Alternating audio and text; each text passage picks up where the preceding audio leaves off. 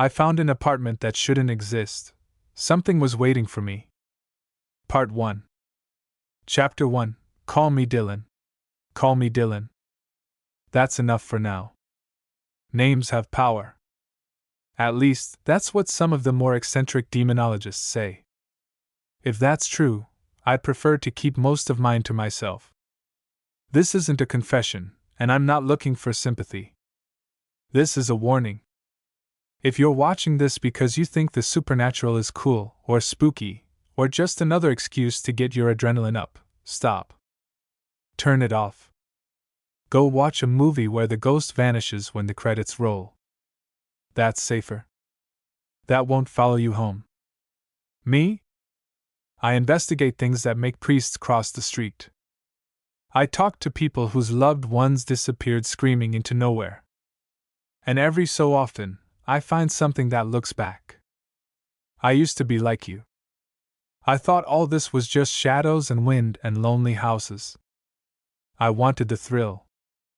I got it. And then some.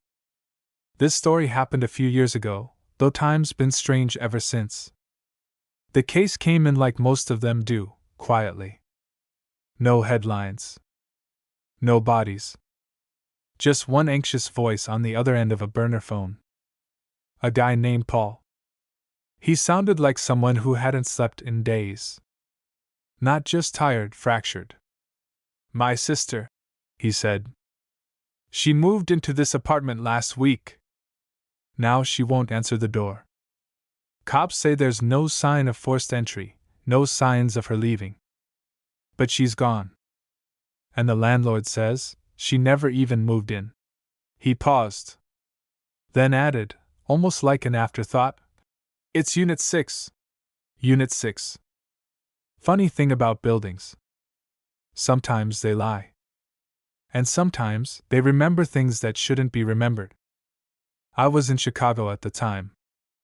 I'd been doing follow-up interviews from a different case, something with flickering lights and kids hearing voices through the vents. That one ended with a melted tape recorder and a priest who wouldn't go back inside his own church. So I figured, hell, why not check this out? Missing person, strange behavior, potentially an urban haunting. Could be nothing. Could be something. Could be worse than both. I didn't know it then, but that was the last time I would sleep without locking the door from both sides. Chapter 2. The Call. It was just after 2 a.m. when the phone rang. Not my regular phone, the burner I keep in the glove compartment, wrapped in a sock next to a flask and a pouch of sea salt. The one whose number I don't give out unless I'm expecting a problem with teeth. No one normal calls that number. They never do. I let it ring twice. 3 times. Picked it up just before the 4th. Habit. Suspicion. Dread. All the usual. Yeah, I said. Silence. Then breathing. Sharp, panicked, caught between a sob and a gasp. Dylan? The voice asked. Young. Male. Tight with fear. You got me, I replied. But you're gonna have to talk faster than that. I got your number from a guy in Hyde Park, he said. Said you helped him when his girlfriend disappeared. You came in after the cops gave up. You believed him. Said, you know about things? He didn't have to say more. I've heard variations of that phrase 100 times. You know about things. Always said with that same mixture of embarrassment and fear, like they think they're crazy until someone else confirms it. I don't know what you mean, I said, half out of instinct. You learn not to walk into a story until you've heard how the storyteller wants to tell it. My sister, he said, voice cracking. Emily. She moved into this place last week. I helped her unpack. I saw her go inside. I talked to her on the phone 2 days ago. And now she's just gone. What do the cops say? They don't care. No forced entry, no signs of struggle. Her stuff is still there.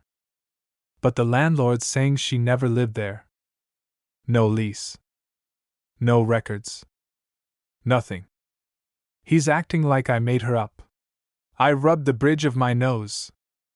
How long's she been missing? 4 days. I went back to the building yesterday and knocked. No one answered. I tried to open the door, but it was locked from the inside. That made me sit up.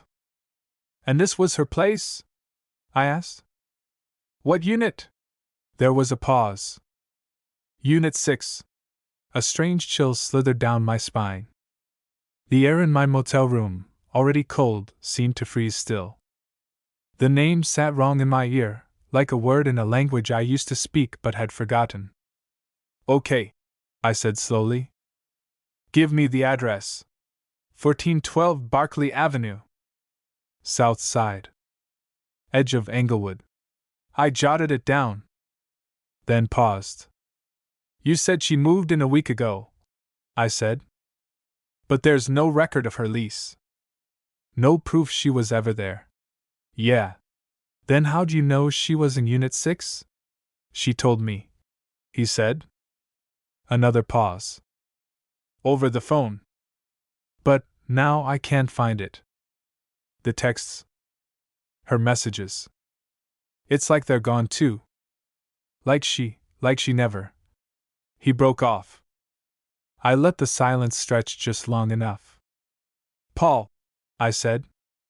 Did you go inside the apartment? No, he said. I tried. I tried the door, but it wouldn't open. Good. What do you mean, good? I leaned back in the chair, looking out the window at the flickering motel sign buzzing in the dark. It means you might still have a chance of sleeping again, I said. I'll be there tomorrow. Chapter 3: The Building. I got to 1412 Barclay just after noon the next day. The sun was up but dim, like it didn't want to get too involved. One of those cold, washed-out Chicago afternoons where the sky forgets it's supposed to do anything but exist. The building sat hunched between two others like a secret. 4 stories high. Weather-stained brick. Windows with heavy curtains or thick blinds pulled tight. Nothing about it screamed haunted or cursed. No pentagrams on the walls, no blood on the floorboards. Just quiet. Too quiet. Even in rough neighborhoods, apartment buildings have a certain hum to them. Kids yelling, TVs flickering, someone burning something they shouldn't be cooking. But this place didn't hum. It held its breath. I parked half a block down and walked up slow, scanning the facade. No cameras. No buzzer. Just a dented steel door with a rusted mail slot and a keypad that looked like it hadn't worked since the Bush administration. I knocked. No answer. I knocked again, harder. That's when I heard it, footsteps inside, shuffling just past the door. Not fast, not panicked. Just there. Listening. I waited. The footsteps paused. Then retreated. So, I did what I usually do when no one answers, I picked the lock. Fast. Quiet. Inside, the air was dense. Old. Like it hadn't been replaced in years. The lobby wasn't much: peeling wallpaper, 2 cracked mailboxes, and a staircase that groaned louder than it should have. No security desk, no cameras, no welcome mat. On the wall was a faded directory listing the tenants. Units 1, 2, 3, 4, 5, and 7. Number 6. Not even scratched out, just skipped. As if whoever made it never believed 6 should exist.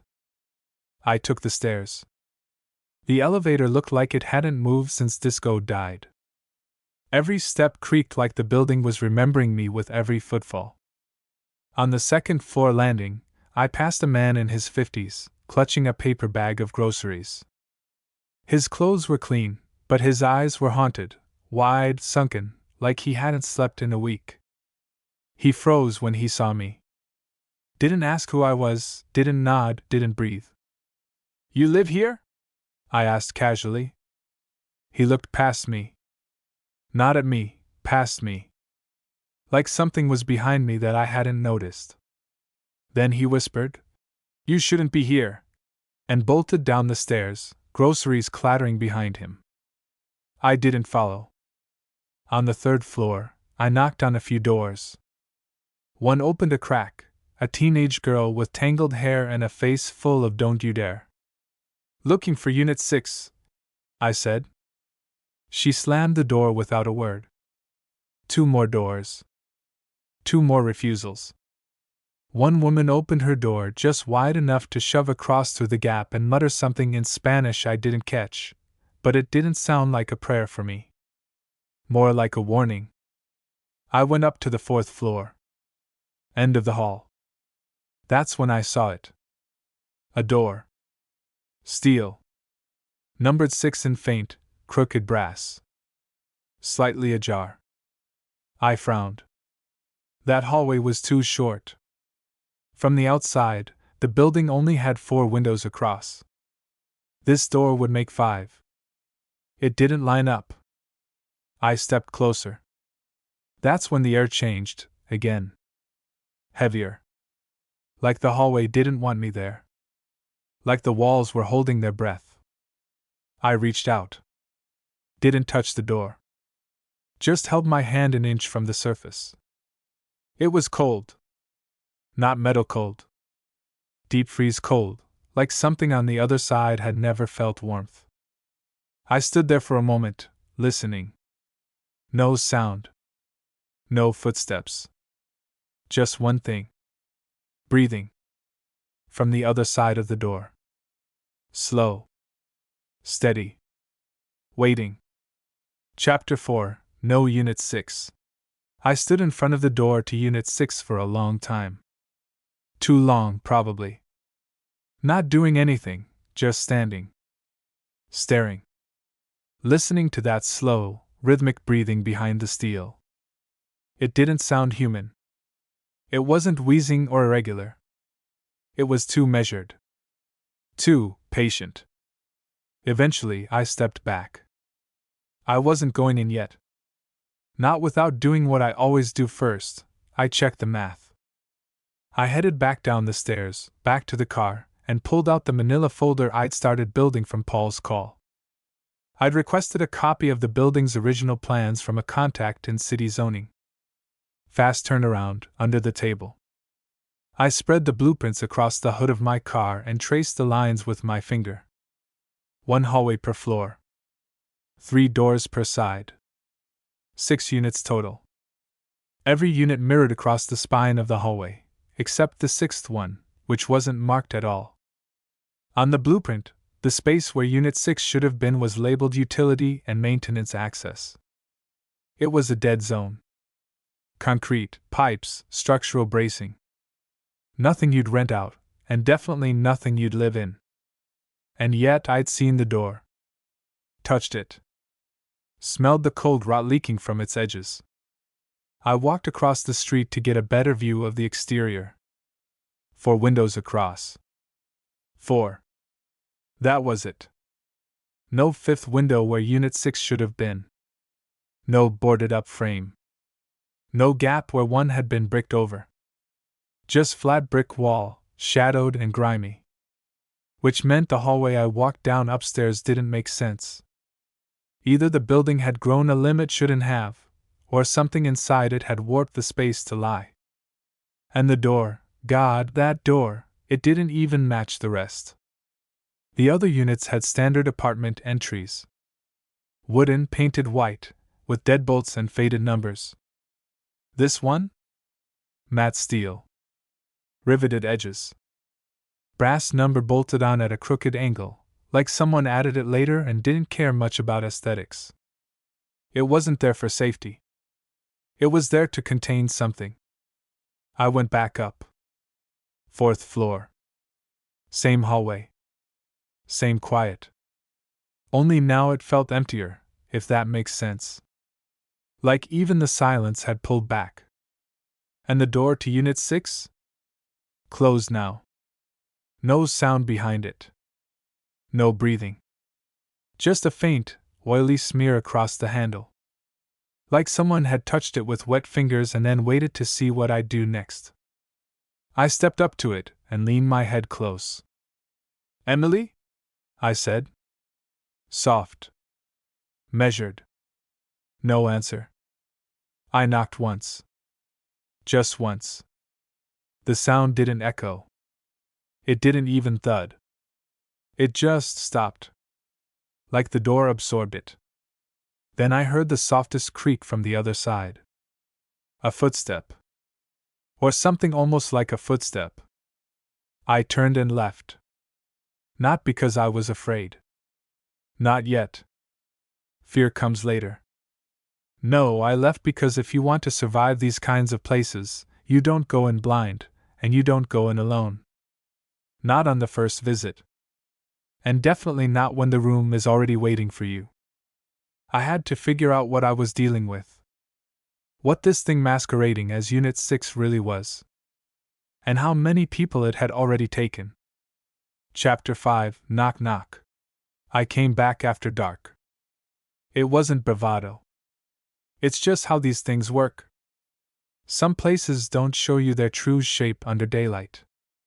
You have to meet them on their terms, when the shadows are long, and whatever's hiding inside them thinks you're tired enough to stop noticing. 1412 Barclay was different at night. Worse. By day, the building was old and quiet. By night, it was still. Dead. Like someone had pressed pause on the whole damn block. No music. No arguments. No flickering TVs bleeding through drywall. Just a brick tomb lit by a single buzzing hallway bulb.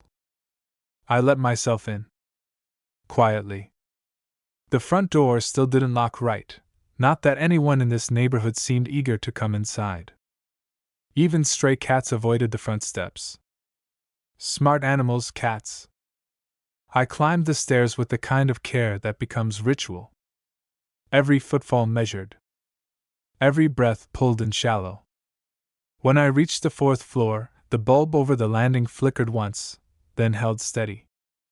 Unit 6 was still there. Same heavy door. Same warped brass number. But the hallway felt longer. Like the space between the stairwell and the unit had stretched while I was gone. The walls seemed to breathe, expanding slightly every time I took a step forward. The linoleum curled a little near the edges of the walls, like something underneath had grown and pushed outward. I reached the door. This time, I didn't speak. I just knocked. 1, 2, 3 sharp raps, knuckles to steel. Nothing. No movement. No reply. No footsteps echoing in response. I waited. 10 seconds. 20. 30. I knocked again, just once. And something changed. It wasn't a sound. It was the air. The air thickened, like I'd stepped into a room with the heat cranked to max, except it was cold, cold and oily. It clung to the skin. Slithered into my clothes. I swallowed hard. Then the hallway behind me groaned. Not a creak. A groan. Like the building was shifting its weight. I turned. No one there. No footsteps. No doors cracked open. But the hallway. It wasn't the same length I remembered. When I first arrived, I'd counted 5 doors on the left side of the hall, ending in Unit 6. Now there were 6. And one was open. Barely. Just a sliver of shadow beyond the frame. Except there hadn't been a 6th unit on this floor. Not on the blueprint. Not in real space.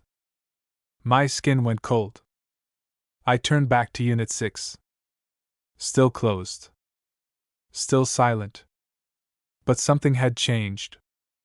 The number, 6, it was different. Not just crooked. It was melted. A little warped at the edges, like it had been exposed to heat and then twisted by hand before hardening again. I put my palm against the door. It was warm. No. Hot. Not like from a radiator or a furnace. This was a deeper kind of heat, sickly, like breath on a mirror. The kind of heat you feel radiating off asphalt before something awful crawls out from underneath it. I pulled my hand back. And then, there it was again.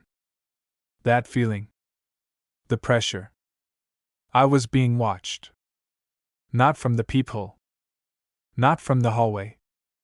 From everywhere. It felt like the walls had eyes. Like the paint was skin and there were capillaries and nerves just under the surface, reading me. Cataloging me. Measuring me.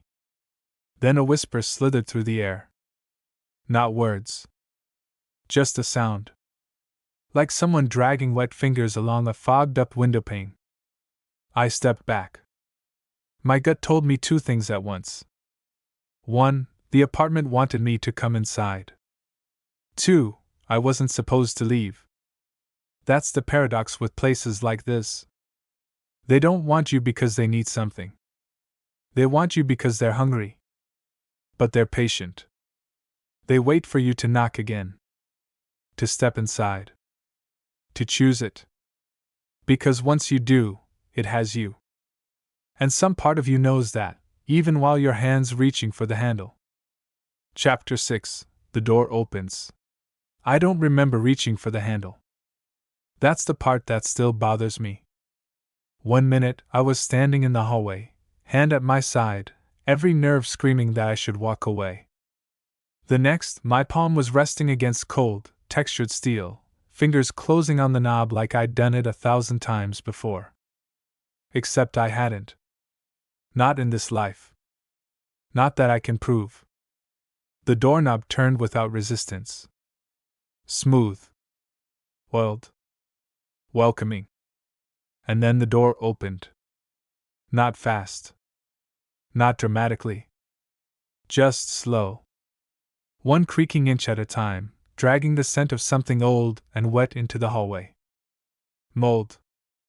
Dust. Something faintly coppery underneath it all, like pennies on your tongue or a bad memory you never quite processed.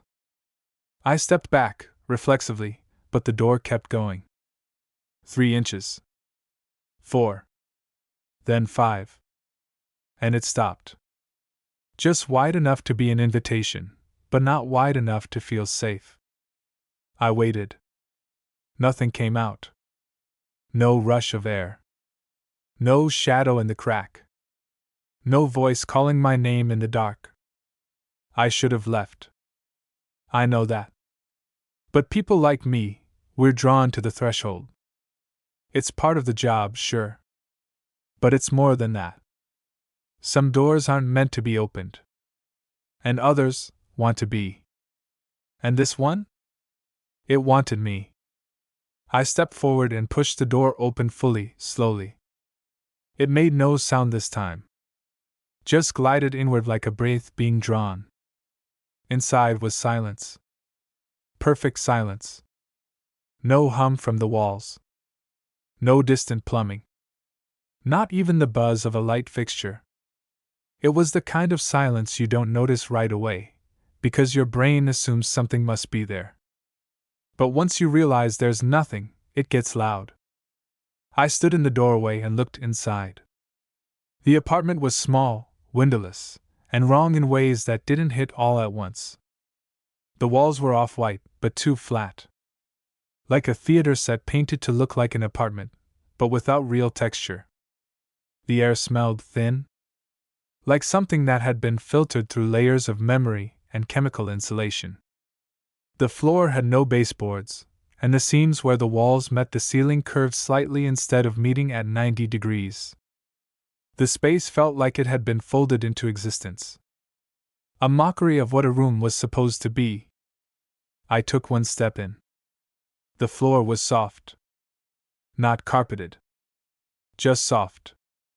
Like the plywood or concrete beneath the laminate had given up, or maybe like the whole place was built on something that shifted slightly when you stood on it.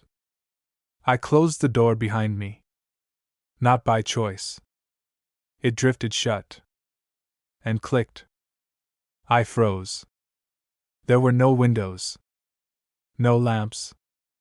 Just one overhead light, bare bulb, suspended by a wire, and the faint hum of something mechanical, not from inside the apartment, but beneath it.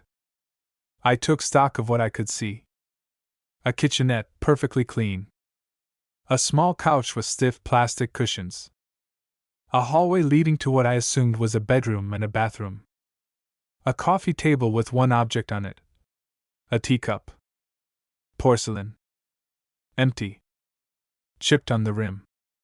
It was warm. Someone had just been here. My scalp prickled. I turned back to the front door. No knob. No hinges. Just a blank wall where the door had been. It was gone. Not hidden. Gone. And that's when I realized. The geometry of the room had shifted. The living room was longer now. By at least 2 feet. The couch was farther from the kitchenette than it had been seconds ago. I hadn't moved. The room had. I didn't panic. Panic gets you killed. Or worse. I pulled out my phone and opened the flashlight. The screen flickered once. Then again. Then dimmed to half brightness on its own. Fine. I still had the salt. The flask. The blade. I moved toward the hallway. The ceiling arched ever so slightly as I walked, like it was breathing with me.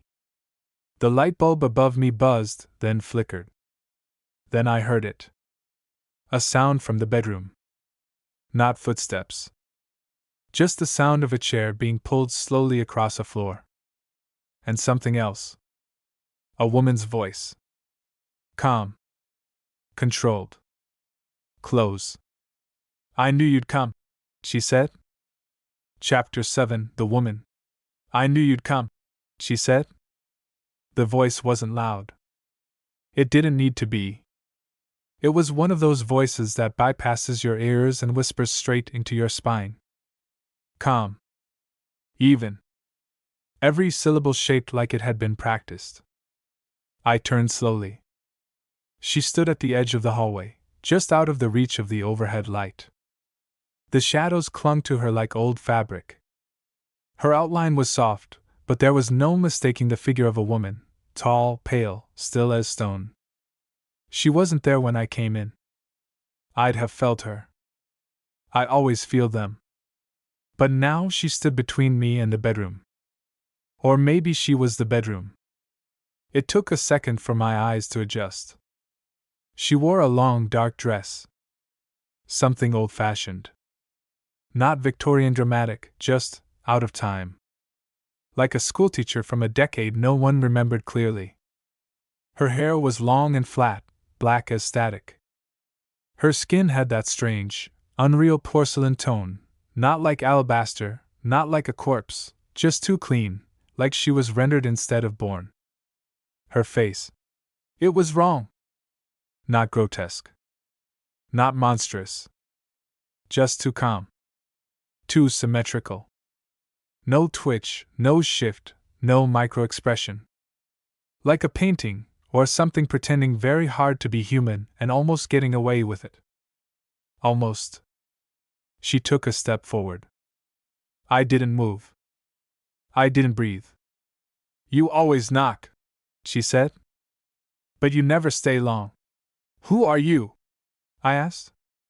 You've called me many things, she replied, tilting her head. In other versions. In other visits. I felt a chill rise in my chest. What versions? She ignored the question. Her eyes flicked to my hands. I was still holding the flashlight. Its beam dimmed again, sputtering like it was struggling to exist in this space. Still bringing light, she said. You used to think that would help. You know me, I said. Not a question. She smiled faintly. The kind of smile you see in cult leaders and long-dead statues. I know pieces of you, she said. The ones that made it out. She took another step forward. No sound. no weight to her movement. Like her feet were mimicking walking, but gravity hadn't signed off on it. "You've been here before, Dylan." My stomach nodded. "I'd remember," I said. She blinked. Slow. Deliberate. "You don't always." The light above flickered. The walls pulsed, almost imperceptibly, like the whole apartment was breathing in sync with her presence. "Where's Emily?" I asked. The smile widened. "She's farther in now," she said. "She stayed longer than most. She was very good at hiding." She paused. "You were not." I felt the wall behind me. Still soft. Still shifting. I resisted the urge to glance back, to check if the door was still missing, or if it had returned just long enough to let something else inside. "You're not real," I said. "No," she replied. "But neither are you." "Not entirely. I hate word games." Whatever this thing was, it wasn't a ghost. Ghosts don't talk like that. Ghosts are echoes. Pain, trauma, fear burned into a place like fingerprints on glass. This was different. It watched. It thought. "You're part of the apartment," I said.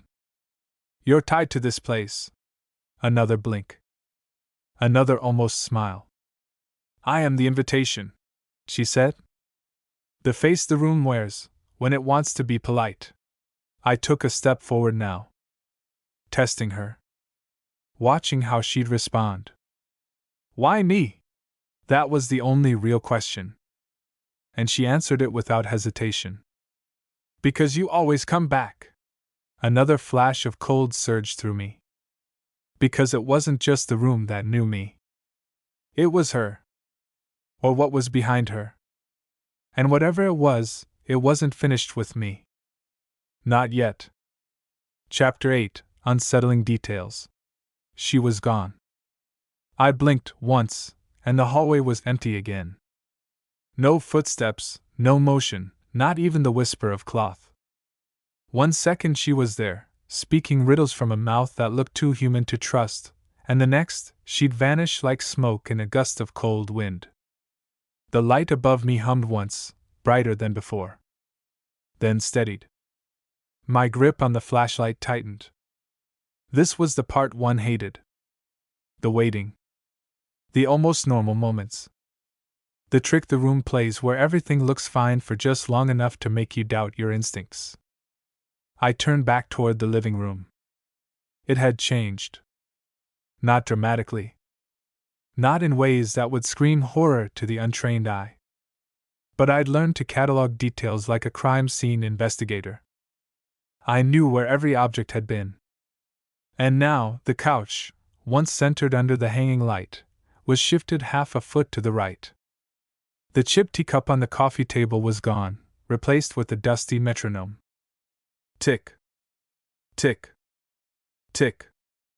Slow. Irregular. Out of rhythm with the room.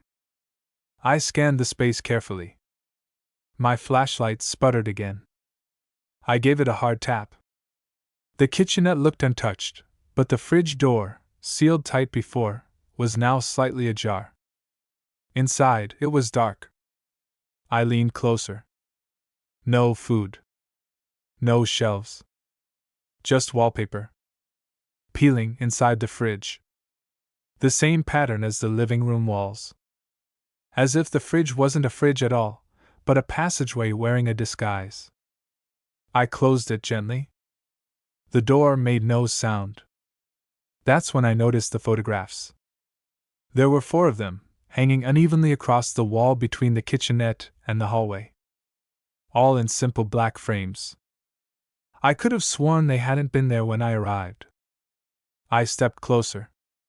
First photo, a boy sitting on a swing in an empty playground. Wind blowing through his shirt. His head turned mid-motion. The swing next to him was pushing forward on its own. Second, an old, run-down living room. Green carpet. A couch identical to the one behind me. On it, a teenage boy asleep, face buried in a pillow. A figure barely visible in the television reflection behind him. Third, a man in his 30s, flashlight in hand, standing in a hallway. Pale, drawn, staring directly into the lens. Me. Not a maybe. Not a resemblance. Me. Same jacket. Same flashlight. Same scar above the right eyebrow, from the time something with too many teeth tried to keep me in a Kentucky cornfield. My breath caught. Fourth photo black. Just black. I leaned in. At first, I thought the frame was empty. Then I saw it, my reflection, faint and flickering, staring back at me from inside the glass. Except it wasn't moving with me. It was half a second behind. Delayed. Like it was lagging. I stepped away. The metronome on the coffee table stopped. Tick. Nothing. Then it started again. Faster now. Tick tick. Tick tick tick. I turned toward the hallway. It had changed, too. Longer. The walls were slightly bowed inward, narrowing the passage. Like the house had taken a deep breath in. I drew the flask from my coat. Not to drink, this one wasn't whiskey. Holy water and salt. Mixed with a tincture an old priest gave me in Louisiana after a demon tried to wear his brother's face. I dipped my fingers and flicked a few drops toward the living room. They hit the air and sizzled. Just air. Just space.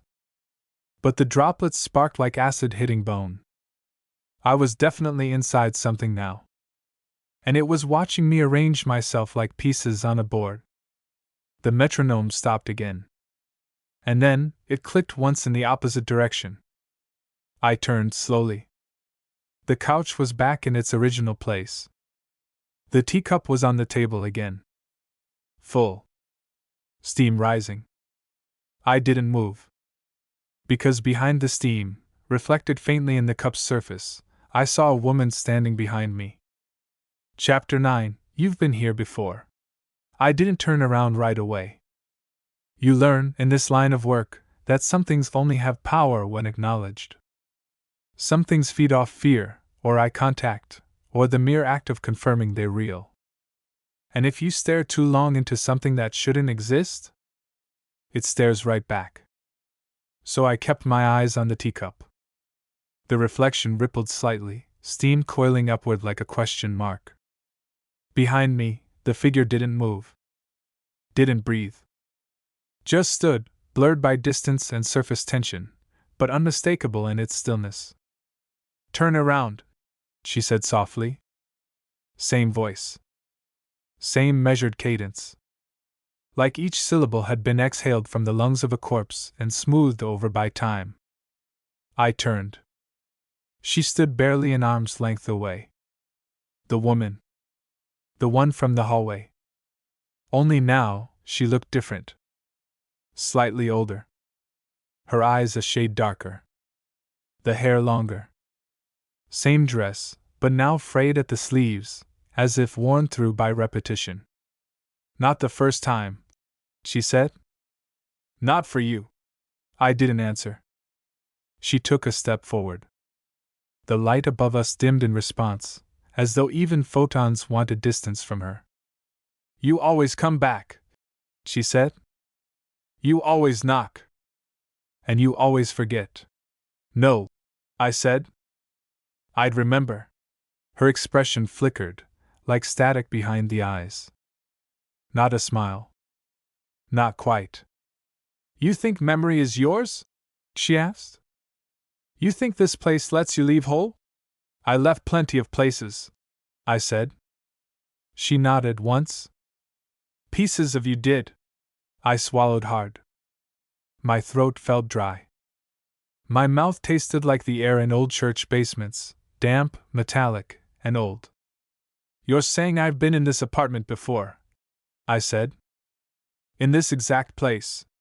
More than once? Then why don't I remember? Because you're not supposed to, she said. Because remembering would mean it didn't work. What didn't work? The metronome ticked again. This time it didn't stop. Tick. Tick. Tick. Tick to tick. She turned her head slightly, toward the hallway behind her. And that's when I saw it.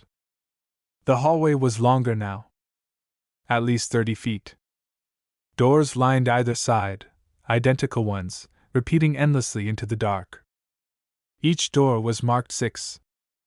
I don't understand, I said. You don't have to, she replied. You only have to choose. Choose what? She raised one pale hand and gestured to the hallway. The repeating doors. The infinite corridor that hadn't existed 5 minutes ago. Last time you took the 3rd door, she said. The time before that, the 5th.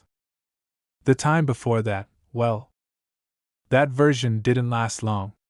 I don't. She interrupted me. But you always come back. I stepped back. The room felt smaller now. Closer.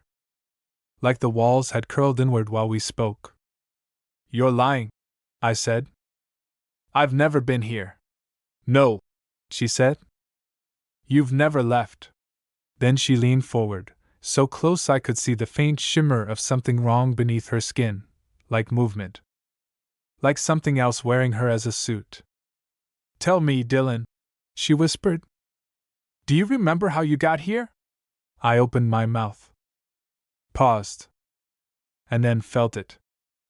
That cold, numbing void in my memory, the hours before the call, the drive to the building, even the name of the man who'd phoned me. Paul, wasn't it? Or was it? I reached for my phone. No calls in the log. No messages. Just one file in the recording folder. A voice memo I didn't remember making. Titled, Again. I didn't press play. I didn't want to hear my own voice telling me what I already suspected. I was in a loop. And whatever she was, she'd been waiting. For me. For all of me. Again. The story may end here. But the darkness never sleeps. Like this video to keep the shadows stirring. Share your whispers in the comments. Your voice shapes the next nightmare. And subscribe to our YouTube channel, The Gothic Hour Stories and Mysteries. Where every tale lingers, and every soul leaves a mark, the Gothic Hour awaits.